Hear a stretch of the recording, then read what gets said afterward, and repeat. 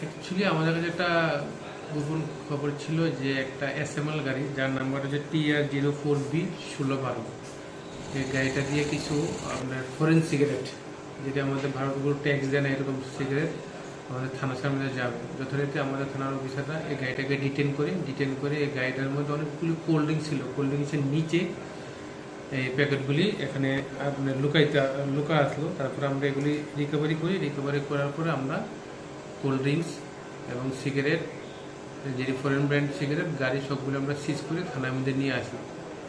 Sir কত packet cigarette পাওয়া গেছে গাড়ি থেকে? এখানে আপনার মোট 44,800 সিগারেটের স্টিক আমরা মোট সিজ করা হয়।